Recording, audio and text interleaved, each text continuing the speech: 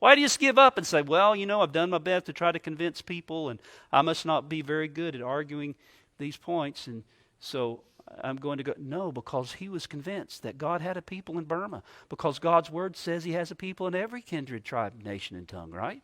And so he stuck it out, and he persevered, and he labored, and he worked, and he suffered, and God began to break through, and God saved a people through his ministry out of the nation of Burma, as he did with Carey and with Peyton, as he labored on those cannibalistic islands.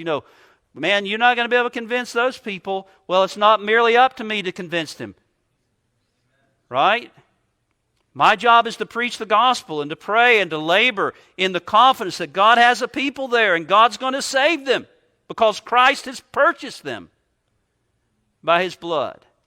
You see, that's what produces those kind of men, women, and missionaries.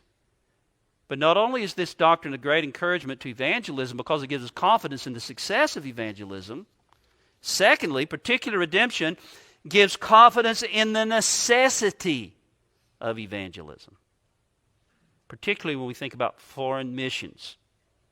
You say, what in the world do you mean by that? How is that?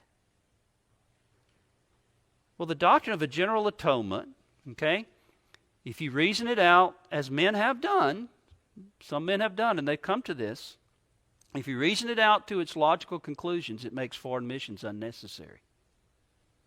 Think with me, okay? How is that?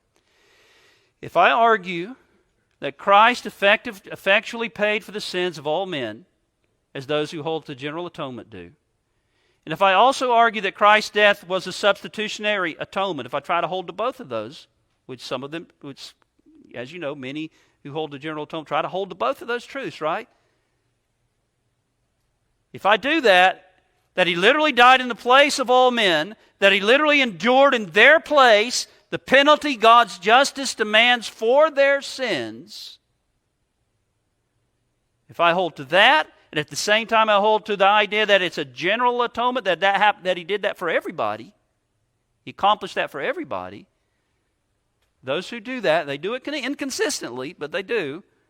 But if I try to hold to both of those truths, a general atonement, which is also a penal substitutionary atonement, then certain results must follow. If Christ actually paid the debt justice demands for the sins of all men as their literal substitute, then no man will ever have to pay that debt in hell. It's already been paid.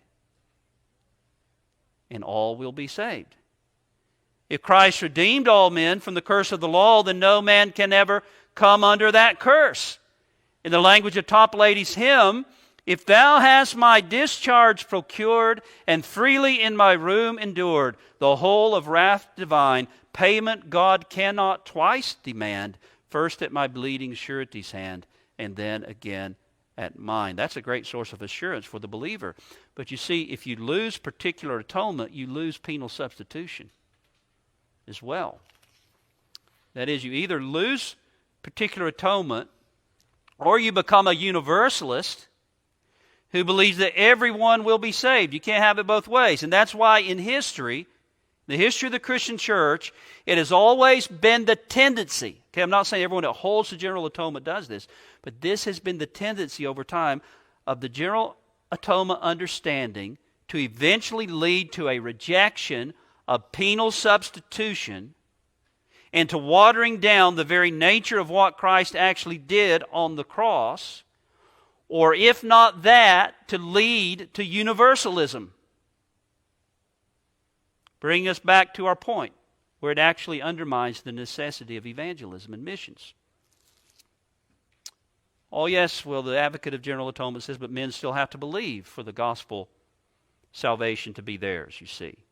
And then they go on to argue, therefore, that the only sin for which any man will ever be condemned is the sin of unbelief. The sin of unbelief, so the argument goes, becomes the only sin that condemns, for they say all other sins have been paid for by the blood of Christ. Not thinking, that unbelief is a sin too that was paid for by the blood of Christ.